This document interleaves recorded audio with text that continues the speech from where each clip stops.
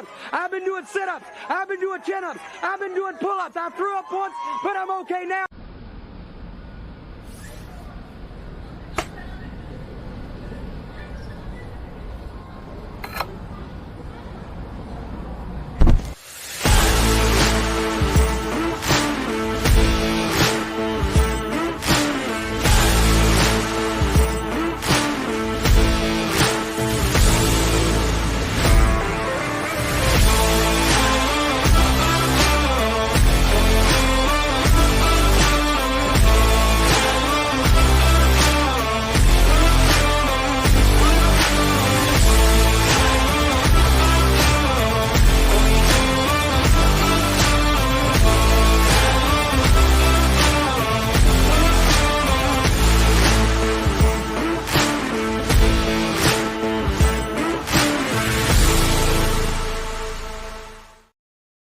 What's up, everybody? Welcome to a Monday edition of the Ysn Power Hour. DJ Oakley over here, Richard Giuliano over there. Welcome to the Hour of Power. Too sweet to be sour.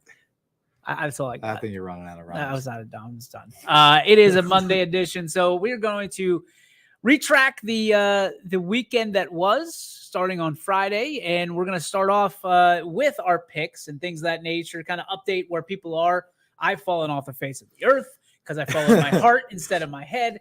And then we're going to talk power rankings in the second half of the show a lot. You know, people are looking at this, and just expect on Monday, we're going to be talking power rankings. Tuesday, we're going to be talking computer points and how they stack up against our power rankings, and maybe some teams that aren't on the PR that maybe should be, and vice versa. So without further ado, we start this show like we start each and every one of the power hours. It's time for On This Day in Sports History.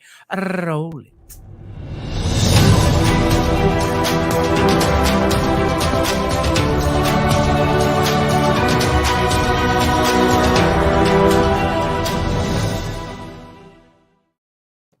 All right, so on this day in sports history, a little apropos, Richard, because this is September 19th, 2022.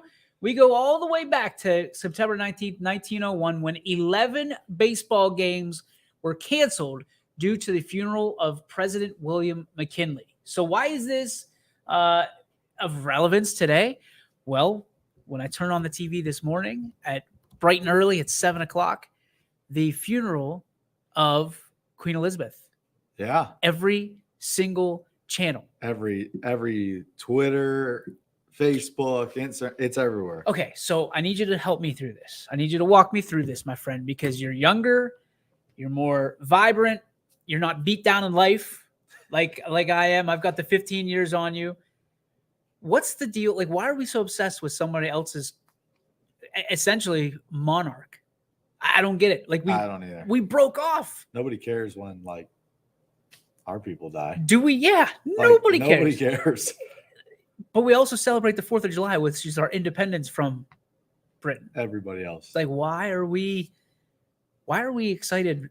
I don't know. It's a dead spot in the news. You think? You think that's what it is? What else is going on right now? Like, everybody keeps calling her a cultural icon. I don't like, okay, cool. But I don't embrace it. It's not mine. Until she, like, and no disrespect, but until she passed away, nobody really talked about it. No, they did it was, I forget what they called it, the Jubilee, I think is what they called it. And it was the 70th year that she had been reigning as queen, which, listen, awesome. To be 27 years old and to be the queen of a country is pretty awesome. Yeah. And to reign for 70 years is phenomenal.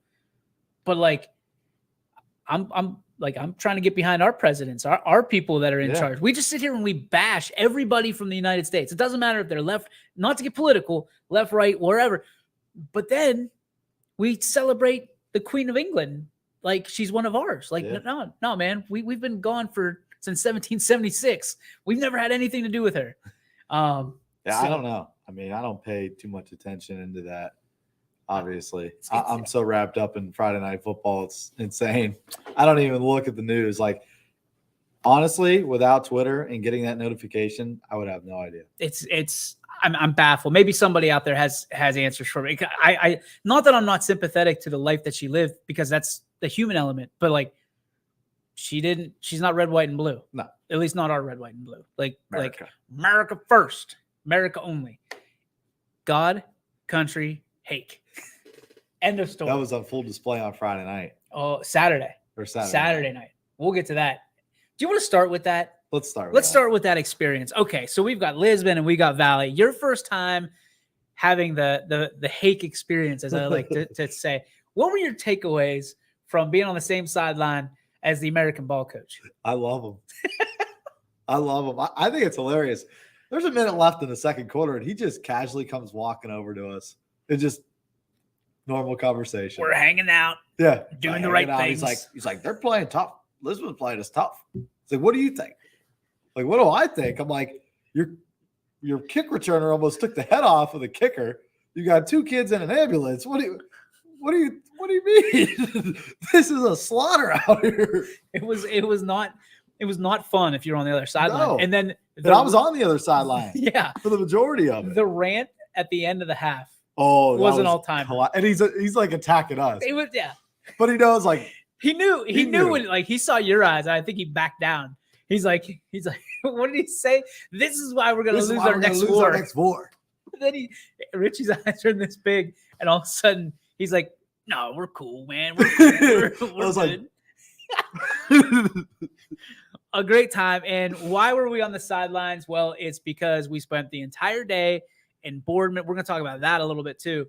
But there will be, yes, the wish of everybody out there was to have the Andy Hake mic'd up segment that we do, the level up, and we have it.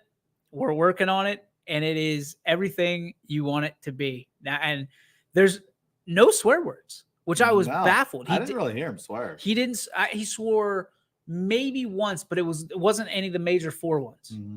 It was like hell, and it was. I don't even consider that a swear word, but it's one of those things like. I was so excited for that. Like the whole day, we had a big moment on Saturday where we're doing cross country, broke ground, first time ever on YSN doing a cross country meet.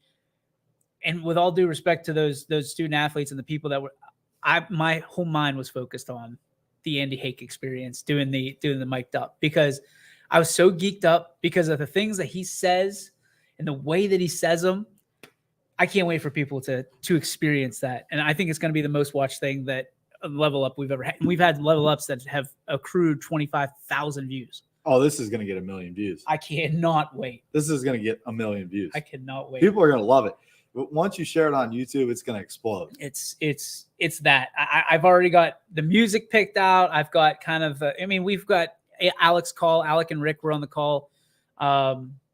But it's one of those ones that we kind of felt like I really wanted the one from United. I think that would have been a great mic'd up segment. But, I got the approval the night of the game. Dolph didn't even know. Dolph's like, oh, no. And I was like, I will make it so good and so worth your while. So good. And it's going to be phenomenal. So I'm excited about it. Hopefully we do coach the American football coach justice. But it was a great night to be had on Saturday night. And I know you guys had a good time. Quinn and the whole crew getting sideline passes, Billy Stanton. So it was cool. We appreciate is it congeniality? Is the hospitality? That's the word, I think. Yeah, hospitality. Hospitality of not only Valley Christian, but of course Lisbon as well. And Valley 5-0. They're good. Straight up, they're good. They're big. They're bigger than everybody. Physical. They're faster. They're stronger. On paper, they're better. Yeah. And I took that quote there from Marshall. We are Marshall. But that's how they are. They're bigger, faster, and stronger than everybody they've lined up against so far. And we were kind of talking about it before the show. They're going to have a huge matchup in Week 7 against Southern. A team that you and I just found out we're going to go watch this week. Unfortunately, I'm wearing the Cards. Sad news, I guess, on Monday. We did the best we could. We were kind of on the phone, emailing back and forth, but Dover's got their own little thing going on during a tape delay. So there's actually not going to be a single live stream of that game on Friday night. So they wouldn't allow us to come. I got the email confirming it literally 10 minutes before we just hopped on this show. So unfortunately, we're not going to have the Canfield game on Friday night. It was going to be a big one because Dover, who's 4-1, Canfield's 4-1. Dover just lost to Steubenville, best team in that region, and Canfield lost to Cheney, who's the best team in Region 9, Division 3. So it would have been a fantastic ball game, but unfortunately, we're not able to go. So Southern, let's go to the Welcome Wigwam. To the Wigwam. We are going to have the best intro in all of YSN history. I think I might have to bring like a GoPro or something and like attach it in the corner. Let's go. We could go to. Let's go. Welcome to the Wigwam.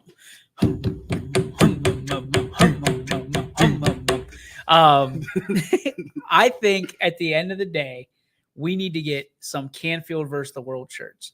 We talked about it last week.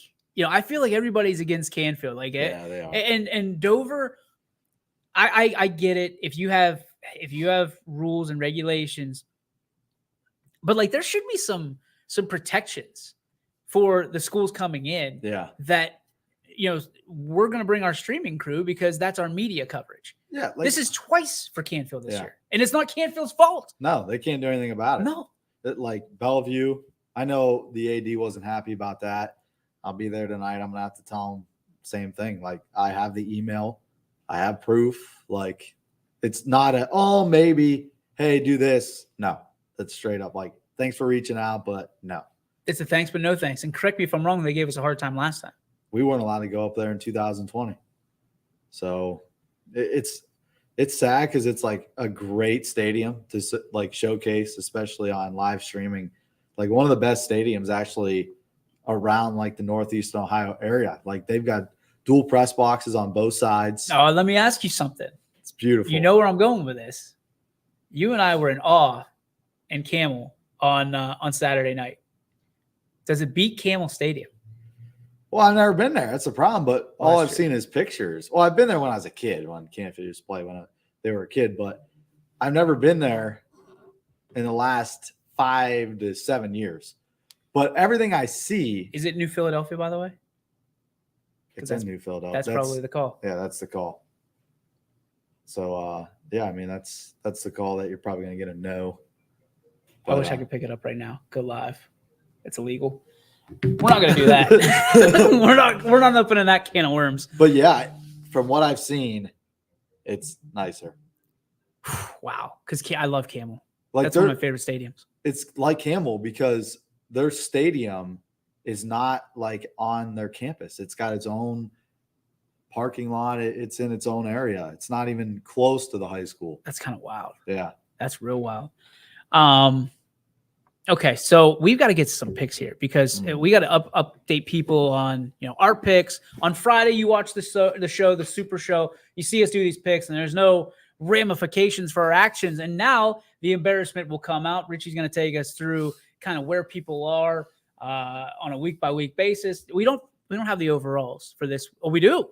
Look at you working OT. Oh yeah, I was grinding. All right, buddy. Let's give it to us. So Siggy is now tied.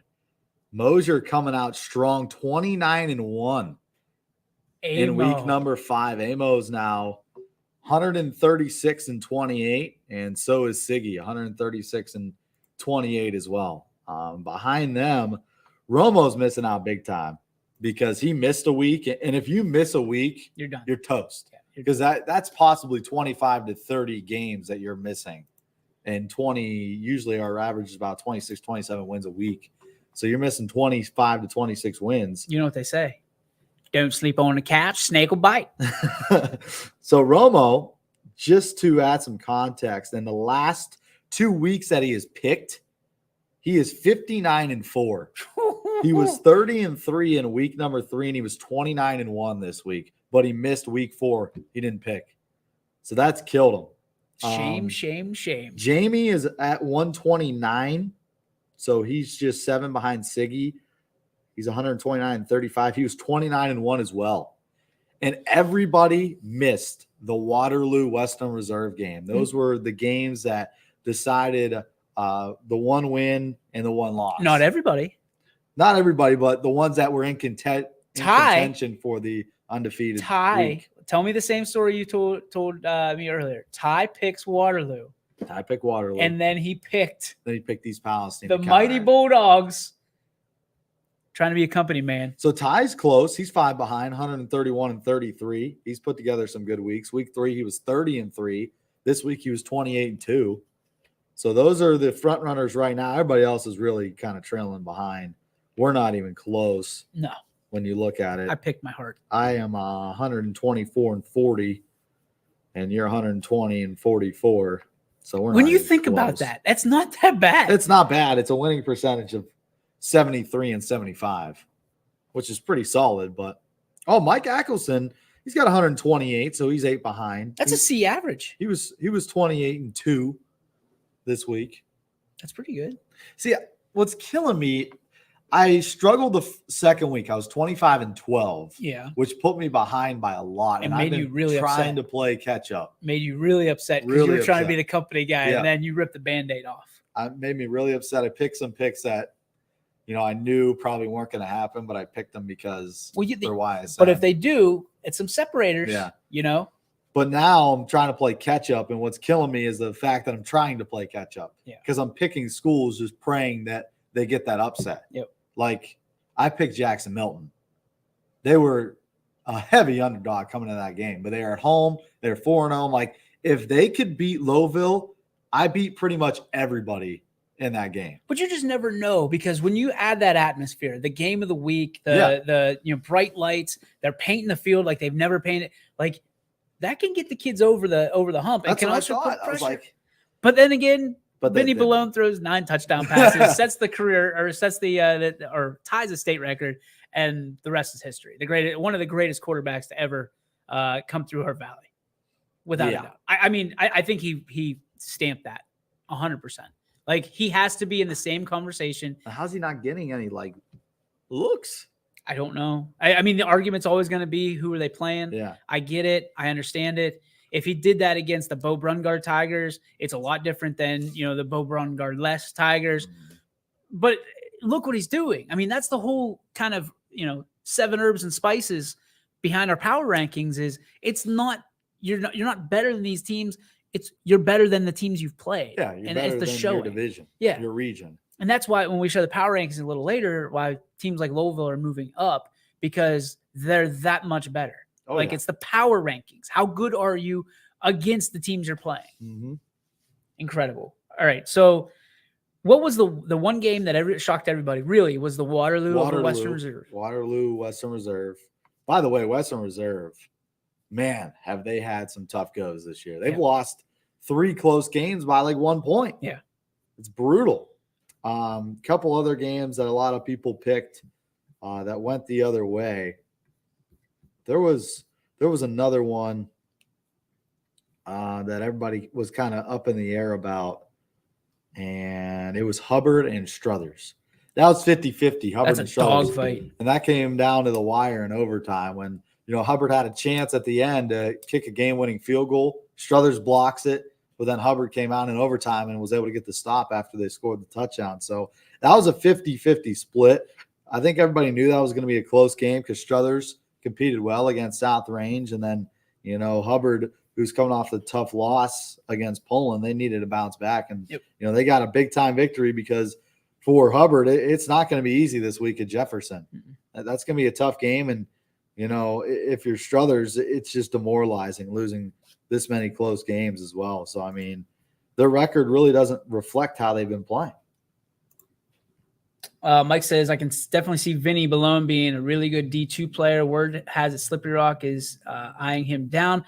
Not sure if it's true or not. Just heard it from a friend. I mean, that's a good spot for him. You know what I mean? Slippery Rock, or, if you end up somewhere in the President's Athletic Conference at D3 even, because I'm pretty sure he's got the grades too. He's a smart cookie. So, you look at what he's been able to do.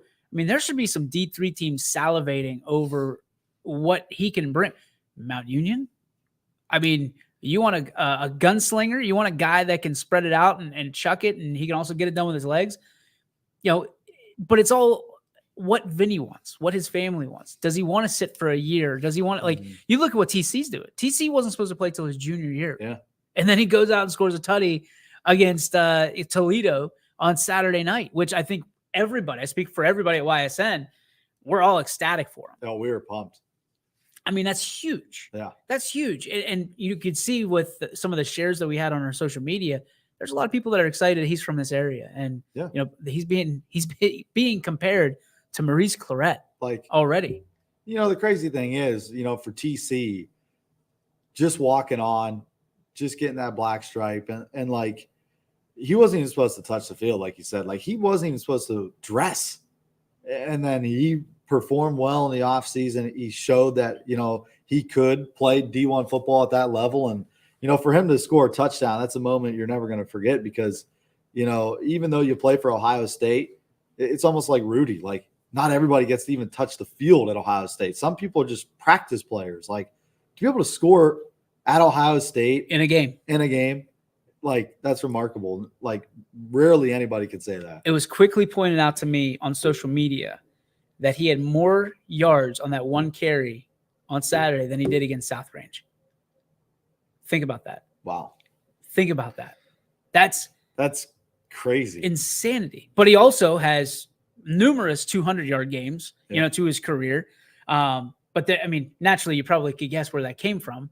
But people say that was how good South Range's defense was last year. But it also tells you how good this young man is Toledo. Listen, their kids have scholarships too. Yeah. It's, people are like, oh, it's Toledo. It's Toledo. No, listen, if you got a scholarship to go to Toledo, just as we see Mason Ludwig, you're going to Toledo probably. Yeah. They have a good football really good team. program. They're 2-0. Yeah. This isn't the Sisters of the Poor. Like, that is a D1 football team in the MAC. Mm-hmm. I mean, that's saying something. So I get offended when people say, well, it's just Toledo. No, that is a grown-ass man that or 11 grown-ass men that he just kind of made a highlight film of, because you didn't see him for a second, right? He goes in, gone. And then like all of a sudden he shoots out of the gap and gone. Just gone. All right, let's go Siggy here. He says, your Louisville should have really tried to amp up on non-league schedule. He would have benefited. Yeah. No. I could attest to that. I think, if Louisville went out and they would have picked up maybe a division or two below them and played somebody, D4, D5, and if he was able to put up those type of numbers instead of like Campbell, South Central, I think they played Columbiana. Like, yeah, I agree. Well, Amo is exactly right. Mason Ludwig would argue about it just being Toledo. I'm with you on that. I think we're both saying shout out to Toledo, good head coach, in West Branch grad, Coach Candell. Yeah, I'm with you. So can we finally put to rest? And I'm asking everybody out there, everybody that's watching. I know there's one media outlet that's 100% just whatever Vinny Ballone does. And we try to be as even keel as we can. We get excited, no doubt. Can we finally put to bed that Vinny Ballone is the real deal? That he is a legitimate guy you should follow, once in a generation type talent that, hey, if you got a Friday night open, get out to Louisville or wherever he's playing because you're going to want to see him because you saw him play in high school. I'm on that train. I mean, he scored Ohio record touchdowns against Jackson Milton. What's he going to do against Sebring? Oh, boy. Is that this week? Next week. Oh, my gosh. Waterloo this week, Sebring the week after. If you're sitting there in his chair right now, nine touchdowns feels pretty good. Yeah. Tell me 10 touchdowns doesn't feel better. To set it by yourself. 10 touchdowns in a game. That'd be. There's kids that don't throw 9 touchdowns in a season. Yeah. We've seen that a lot. Like when I look at stats across the valley, I'm like, oh, he had 7 touchdowns last year. Alex Cole was phenomenal. I thought he won the night from a standpoint of head-to-head. But, when high-scoring, high-octane offense like that, how could you not get excited? They've scored 258 points in 5 games. They've scored over 40 every single night. Question: do you guys think that Ballone won't get much recognition from the big school because he plays a small D7 school? Personally, I don't think it matters. I think that's the only reason. That's the $1 million question. Yeah. Why? See, because coaches, Logan Bell, we talked about this before. Logan Bell was a product of, they're saying, well, he's just from Lisbon. Look who he's playing. The kid is a D1 pitcher right now. It shouldn't matter. He started at Akron. Now he's a BG. So Vinny Ballone, to me, fits the bill. And, when you look at where he could end up, why wouldn't big schools be looking at him? Because he's proven. All you have to do is look at the film. Yeah. Who cares who he's playing? People look at 7-on-7s. That doesn't mean anything. Yeah. You're looking at form. You're looking at the build, and you're looking at characters. So I don't know. Jim Bartelt, I think Vinny can do better than D3. He has the size. He has been I don't see anything wrong with D3. I mean, I went there, so I'm a little bit biased, but we've seen D3 players make the pros. I mean, Pierre Garçon from Mount Union. You look at some of these guys that what you want to do as a player is you want to stand out. Yep. That's what you want to do. And whether you're D3, D2, D1, doesn't matter. JUCO, you want to stand out because the scouts will find you. And if you ultimately, and we don't know if he wants to play on Sundays someday. I'm guessing he wants to play on Saturdays, but you got to be able to stand out. You can't put, average numbers up and expect to be an exceptional player. So whether it's D3, D2, D1, JUCO, whatever it may be, you have to be able to put up numbers. And I think that at this point, we're pretty apt to understand that the kid, if you give him a shot, put up 9 touchdowns. Mm-hmm. Put up 9 touchdowns. Problem is, Logan, competitive against D1 competition in the summer, Vinny doesn't get that opportunity in football, which is a shame. Yeah, because Logan did play at some really good summer ball teams. And, that's where you get recognized a lot in baseball is, what you're doing in the offseason, especially like those PBR camps and, things like that. And football really doesn't have that when you think about it. So, I get it because a lot of people were dogging on Vinny in Lowville for him scoring 9 touchdowns in that game. But, like you said, if he doesn't get 9 touchdowns and he doesn't bolster his stats at the end of the season, who's going to look at him? Nobody. No. If you're an average quarterback getting 2-3 touchdowns in D3, that's pretty solid. But to get to D3, you got to put up numbers in high school. Listen, I'm telling you right now, as Mike says, some people look at D3 as it's a failure. It's an accomplishment to play college ball at any level. D3, D2 has some really good players. Let me tell you this for 100% fact. If Vinny Ballone or any quarterback goes to Mount Union, Ohio Northern, name that D3 school, right? And wins 4 national championships, they will look at him at the next level because something's there. And if he's putting up stats like 5 touchdowns a game for his career, that's his average, which right now, tell me, I think his average is 7 touchdowns a game this year? He's got a couple of 6s, a 9. He's got to be around 6 or 7 touchdowns a game. I mean, you're averaging 6 touchdowns. You're going pro. I don't care what level you're at. People are so old school mind thinking of hey, D3, they don't get scholarships. No, they give scholarships. They're just not paid athletic scholarships. Mm-hmm. They're packages now. They're called packages. And if you are out there and you think that D3 players aren't getting compensated for what they do, you're out of your mind. You're out of your mind. Out of your mind completely. Because now they're packages. Now you got to have grades, but you should have grades for D1 and D2 as well. Yeah. If you don't have the grades, you're not playing D1. It's crazy. That's why a lot of people in baseball, unfortunately, the JUCO kids that you see, and they're hitting 500, 600, like Owen Jackson, who played for the Mahoning Valley Scrappers. Mm-hmm. He was the JUCO player of the year coming out of Kankakee in Chicago, Illinois. And everybody's like, well, why in the world did nobody pick him up? Oh, they were looking at him. They just didn't have the grades to get to that point. And there it is. So, now you see a lot of the college coaches going into the JUCO portal because it's legal now, and there's no consequence for pulling those JUCO players. You don't have to miss a season. Nope. So it's there's so many JUCO guys now in Division I college athletics. It's insane. Yeah. We're gonna take a break. We come back. It's time we break out the power rankings. The power rankings for Week 5 in the YSN family. All that and more when we come back on the YSN Power Hour. Before the lights come on, before the workday begins, before a long day is ended, or it's time to have fun. It all starts with the people at Joe Dickey Electric. From replacing a light fixture in your home to building a substation for your business, no job is too big or too small. The people of Joe Dickey Electric power them all. Joe Dickey Electric, over 60 years of powering the Mahoning Valley.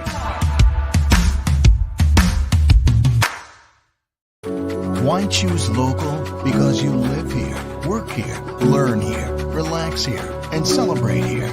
21 WFMJ is our Valley's only locally owned TV station, and our focus is local. Other TV stations don't have that same focus, as their owners are somewhere else. But 21 WFMJ is rooted in the Valley. Local people making decisions that affect your life, right here where you live. You're looking to your future, preparing for your goals, and they're closer than you think. Because here, success is part of the plan. It's a place where academic and social opportunities are meant to prepare you for life, not just the next 4 years. You'll be equipped to face new challenges and turn hard work into a career. You're ready for your success to take root. And here's where it starts. We are Youngstown State University, and proud.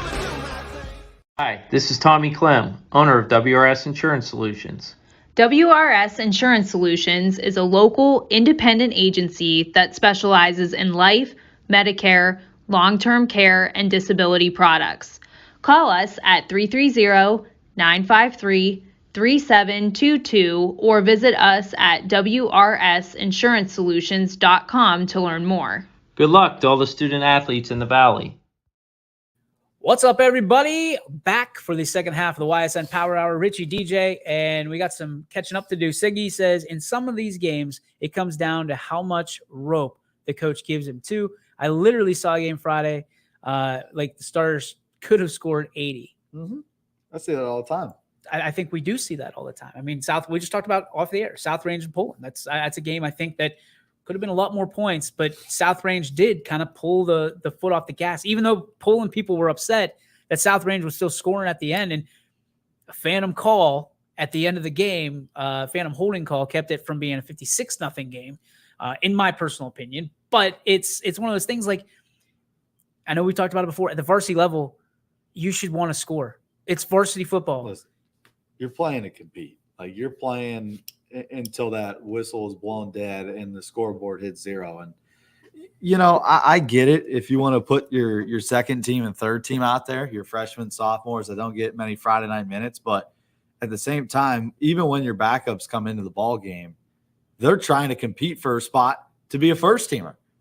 So why would you take somebody lightly when you're trying to compete to get on the field in the first place? Like, it's just stupid. It's dumb. I mean, again, if you're a pre-K soccer team and you're winning 8-0, okay. That's a little different. Call the dog. If you're a varsity football team, baseball, name the sport.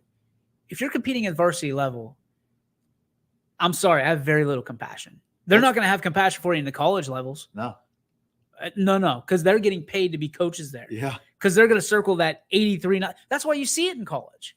That's why you see it, because they want to see scoring.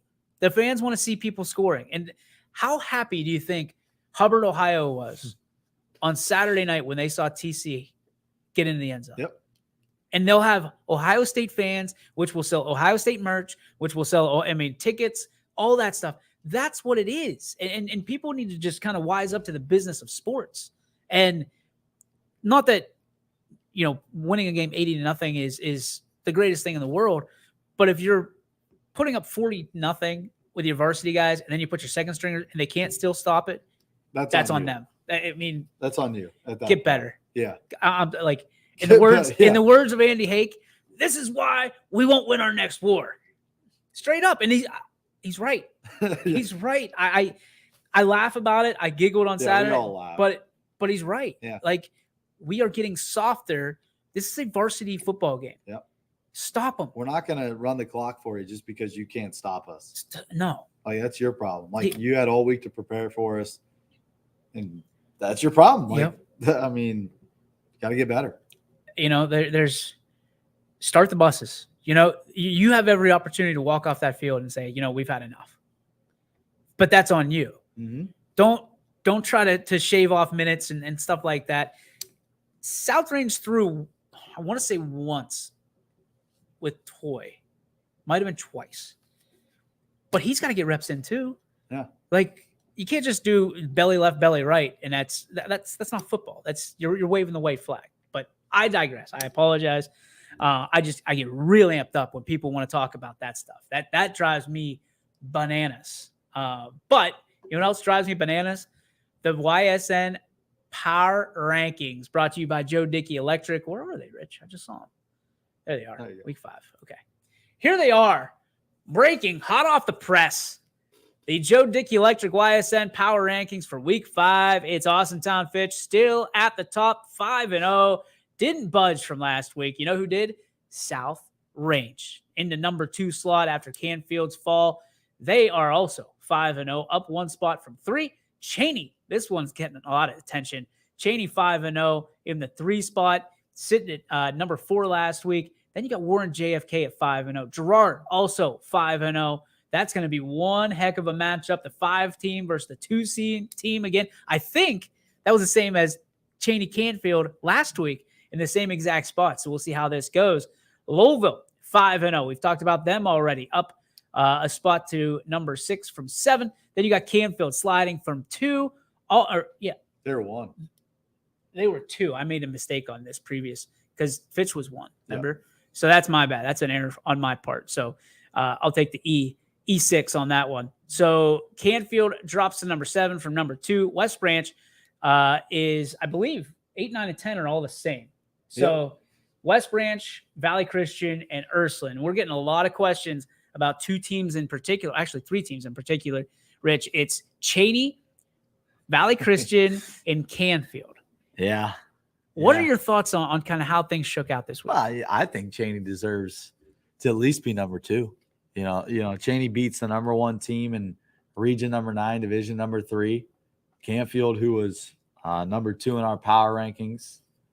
Nothing against South Range, but, I thought Cheney was going to slide to at least 2, maybe even 1. But Fitch has had a tough schedule, so they deserve that 1 spot. They're going to have to prove themselves this week because Massillon, Washington is, I would say, one of the best teams in the state. They just took down St. Ed's. Yep. So they're facing one of the best teams in the state on the road. Going to be a tough task for Fitch. And if they win this football game, look out. Fitch is one of the best teams in the state. Hands down. So if they can win this football game, even if they lose 1 game, if they beat Massillon, Washington, I think they'll be in our power rankings as number 1 for a long time. So you're saying if Fitch loses, they should still remain number 1? No, I'm saying if Fitch would lose, probably drop down to 3 or 4. Well, I don't know because Ursuline dropped out of the top 5 to 10, which I don't agree with.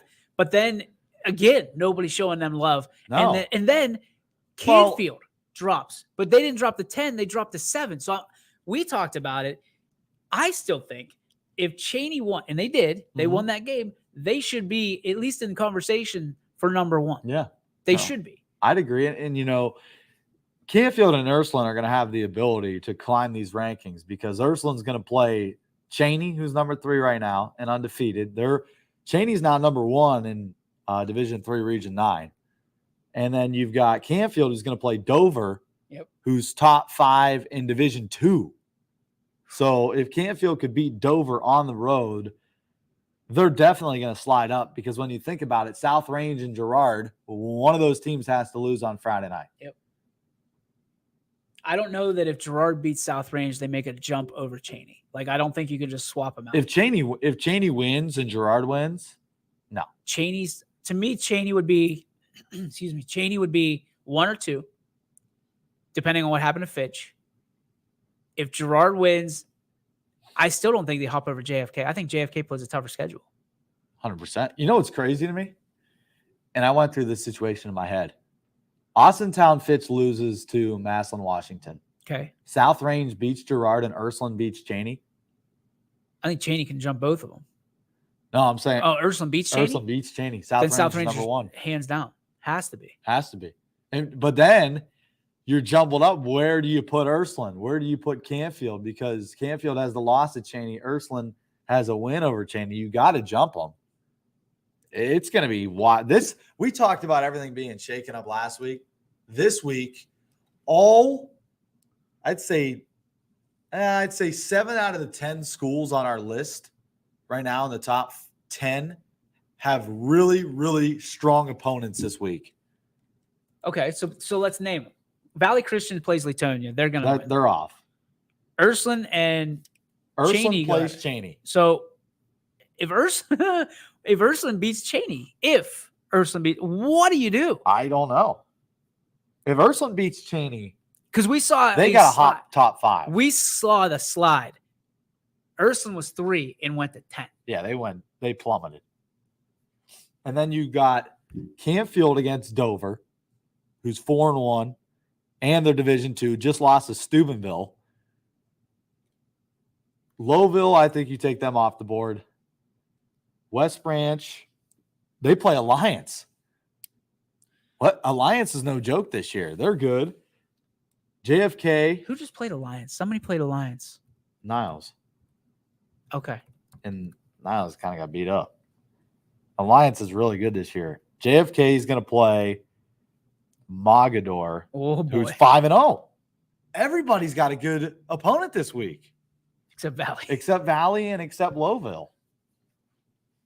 This is going to be a fun week, man. This week is bananas. This is going to be fun. Everybody's good. Okay. Put your wizard hat on. Who has the biggest chance of falling out of the top 10? Honestly, Canfield. Really? Mm-hmm. Canfield. See, I'm sitting here. Chance. I'm sitting here and wondering because if Cheney beats Ursuline, there's nowhere left for Ursuline to go. But honestly, theoretically, you could say that for 7, 8, and 10, because Valley's not going to lose. Oh, here we go. West Branch plays Minerva, not Alliance. Oh well, if they play Minerva, that's a win. West Branch is staying. Canfield and Ursuline.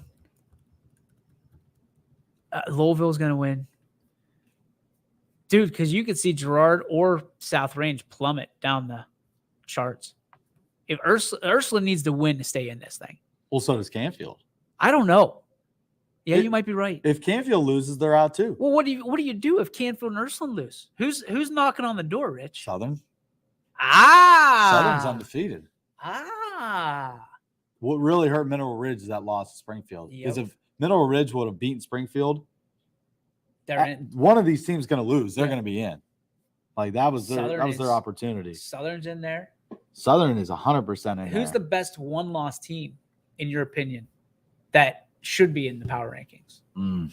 Should someone lose? United is my one-loss team. United, yeah. They're good. Edison.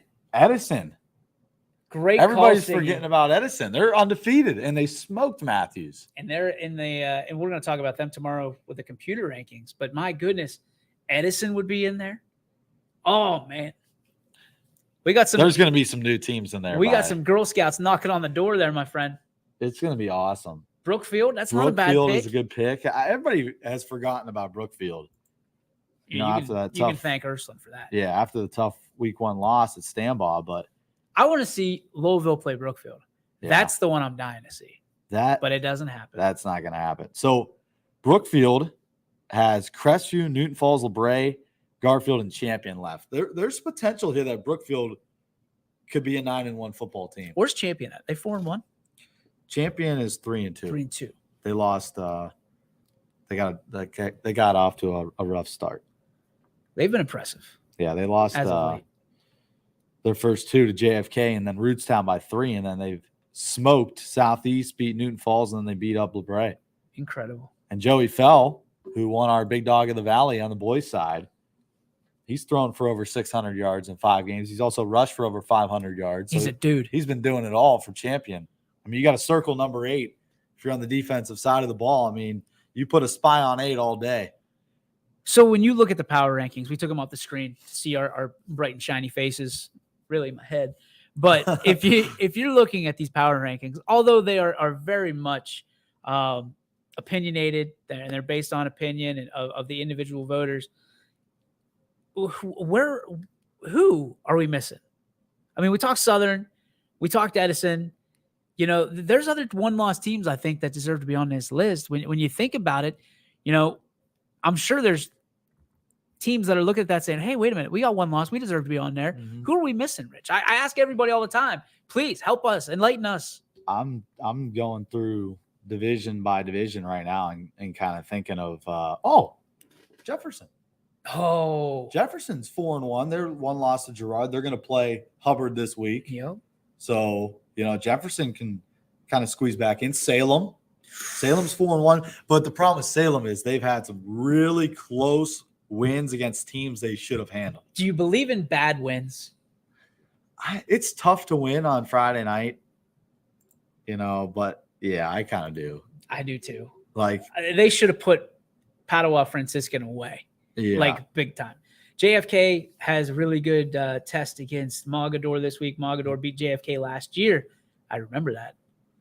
Edgewood's another 4-1 team. Edgewood, I'd have to see who Edgewood plays. This week? Salem and Alliance this week. That's who Salem. I knew Alliance played somebody. I think Alliance plays West Branch week 7. If Salem, like people were, as soon as Salem lost, they were off the Salem bandwagon. There's a lot of people that didn't think Salem should have been in there in the first place. Yeah. And that's rough. I mean, they were our play of the week, one of the 2 plays of the week. Yep. With that field goal, which, by the way, I didn't understand it. I appreciate it now, but there was a penalty on Padua, and Ron John declined it. Why? I don't know, because it would have given him 2 more yards. But Ron John declined it, and they end up kicking the field goal. Can you imagine if that field goal was missed and they declined that penalty? At least I was watching the game, and that's what I got from it. That's a tough one. Because for a field goal kicker, you want to be as close to the uprights as possible because the angles, right? There's only so much you can do. That was a chip shot. If you're further away, it was they were on the 5-yard line, I think 4-yard line, something like that. So it's almost 10 yards, farther. 10 yards and 7 yards. That's 17, 21-yard field goal. Yeah, that's like an extra point almost. Yeah, that's what it is. That is an extra point. Yeah. So if you can't make an extra point, but that extra 2 yards up would have been nice. Yeah, I guess, but I get why he declined it now. He also chose to go for 2 instead of tying. Ooh. See, I didn't get the opportunity to watch that game. Interesting. I didn't catch that one. We don't really get to watch many of the games because we're calling games. I've said this before. Like when we had 4 teams, 8 teams, I could listen to every single game during the week and critique every single product. Yeah. Not anymore. No. Like I can't even. Can you imagine how many hours? Like there's not that many hours in a week. I watch the games of the teams that I'm going to do that week. Yeah. It's like, for example, I watched Cheney against Marlington to get starters, all that. That's the only way I watch the games on Friday night, and I watch them the next day. Speaking of, we should probably take you on a little tour of what's on YSN tonight. Let's go to our live games page. You can do that too if you go to ysnlive.com/live. That's not a live games page. There we go. All right. Pulled up, ready to go for you. Coming hot off the presses. Lakeview at Struthers. That tennis. Was it 9? It says 9 a.m. Okay. Well, apparently we had some tennis on and field hockey at 10 a.m. today. Interesting. 11 a.m. we had Austintown Fitch. Something's not right here. There's no. I think these are wrong. No way. I think these are wrong. So we're gonna go with Lakeview and Struthers tennis after school. I'm guessing. Here, I could pull the games out for you. I think Brian's got the times wrong on this. Yeah. We're gonna have to let him have a little text message. Let him know. All right. So tonight, Brookfield at Springfield volleyball. Noah Doty on the call. Edison is at Beaver Local. You got the magnificent voice of Michael McKenzie there. Lakeview at Canfield. Myself and Romo are going to be on that one. Liberty at Cardinal Mooney. Hartwig. Maplewood at Badgers. Morrison. South Range at Boardman. Donnie Riccatelli. Ursuline at Columbiana is Joe Eusebio. We're waiting on confirmation for a couple other volleyball games. Tennis was 3 p.m., so you can catch that one right now. Lakeview at Struthers. And then field hockey at 5. There we go. Magnificat. Should see Magnificent. Like, is that a school? Magnificat at Orange? I guess. Who is Magnificat? Let's look them up. They There's must be no way. magnificent cats. Magnificat. That is a real thing. Magnificat High School. It's a Catholic girls college prep high school. All girls school. So they're playing field hockey at Orange. I gotta watch the field hockey. Well, and Tim Porter, the AD over at Orange, told me that it is kind of wild. Really? Like, it's exactly what you'd expect. It's hockey in a field. Like, they have to keep their sticks down, all that stuff. I mean, he showed me the club that they use. It's. We got to try and do one of those games. Let's go. I don't even know what we would say. I don't. Your guess is as good as mine. I try to be like Mike Lang. Score! Scratch her back with a hacksaw. Do you have the capabilities to do a weekly YSN Live highlight reel?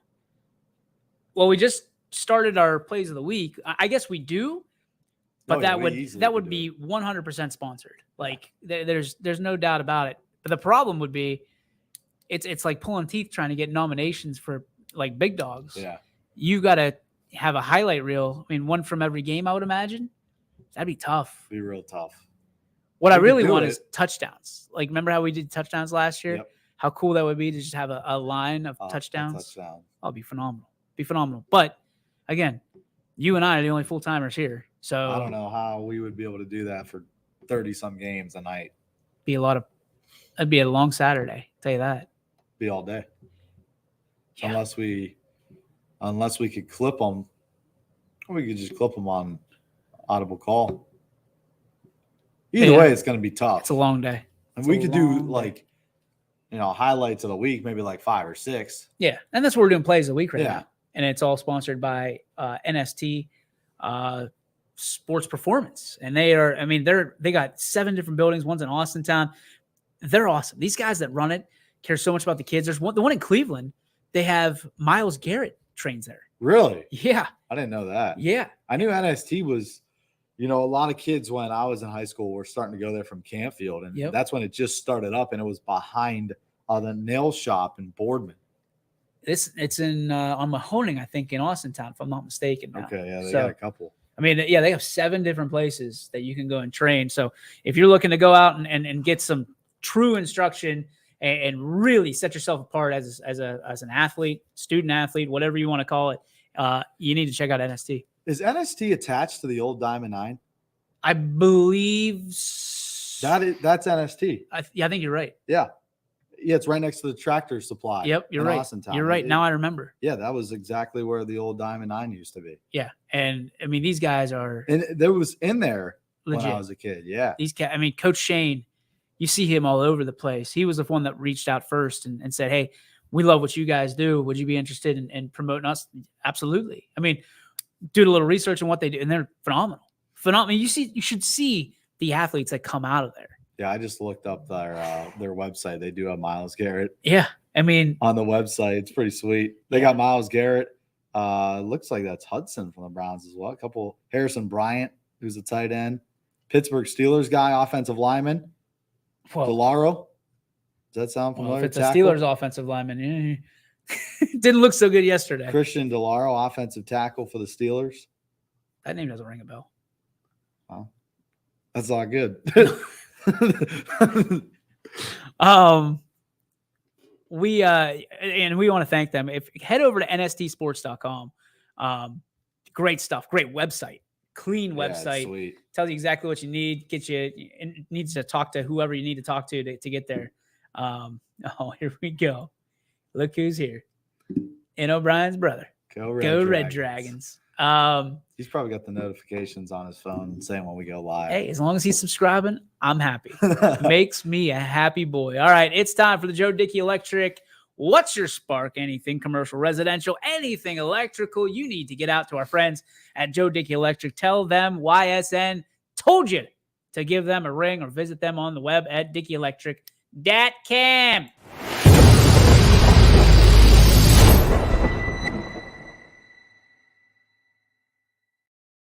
All right, Richard, you know how this goes. You can put something on a pedestal, positive spark.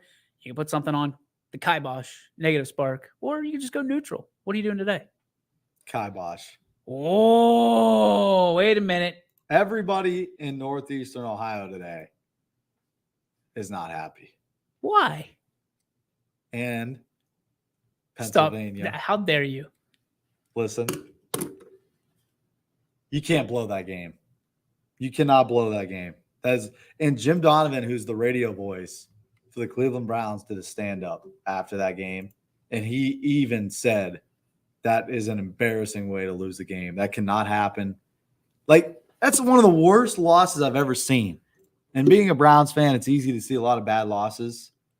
That was embarrassing. Like, for them to score on the same exact play that Carolina did last year in 2 plays, we missed the point after attempt, which at the time everybody's like, whatever. Loses you the game. And then you can't recover. And nothing against the hands team for Cleveland. They called timeout. The kicker kicked it the opposite way. We were trying to hit the ball out of bounds. And we missed.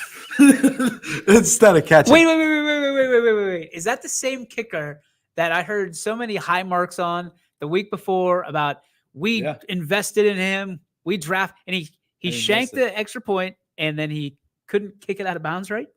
No. They onside kicked it. We, instead of trying to recover I see what you're saying. Tried to hit the ball out of bounds. Look who's here. Nice. Although you got to get the T out of there. There's no T in Richie. Just a CH. I like that. Richie Giuliano's nephew. I love whoever this is. But anyway, I know I'm right. It's ridiculous. And it's Uncle Richie to you. Yes. You just can't lose that game. I mean, just embarrassing. What about Z? What if Z's the dude behind all these burner accounts? I wouldn't shock me. Love it. Wouldn't shock me. I mean, how heartbroken were you? Like, how long did it take for you to actually physically speak normal again? I just went home and my mom was like, and she just looked at me. I'm like, I don't even want to talk. Like, where were you? I was up visiting my good friend. Gotcha. And he's at the Neomed campus up there in like Ravenna. Gotcha. So I went up there and watched the game, and one of his good buddies who went to Cleveland State was there, and we were going bananas, just nuts. Like, it was just so demoralized because we had the game sealed. Like, after Chubb scores, I'm like, all right, we're 2-0. This is a great start. First time since 93. Especially no quarterback. Yeah. Brissett played out of his mind. He was ridiculously good, accurate with the football, made good choices. He ran well, and we just spoil it. Like, the pick at the end didn't make the good read, whatever, but the loss isn't on him. Like, he played really well. So that is my spark today. It's just demoralizing. Another Browns way to lose a game. I should be really upset. I should be just so disappointed. But I've already kind of embraced the fact that we might not win 10 games. Yeah. The game last week against Cincinnati, it was a miracle. Yeah, you kind of handed that one to you. No. No.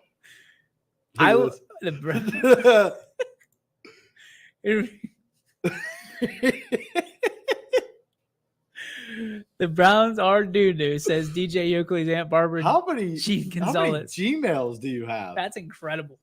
It's free. Just get as many as you want. Yeah, I guess you could type whatever email you want. I'm not disappointed in the Steelers. I'm not. I'm where I honestly I don't want to say I hope they tank because I don't think they get that right either. But I just think that Pickett will be in before week 8. Yeah. Which I'm okay with. I think you have to show off the fact because you didn't know you were going to get Kenny Pickett in the draft.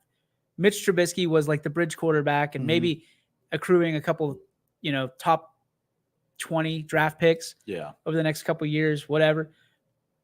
But I got to tell you, my spark today, my friend, is a good one because the varsity soccer coach at East Palestine, I know very well. He was the first ever sponsor, believe it or not, of YSN, Libs Market in Salem, check him out. He's a father. He's a husband.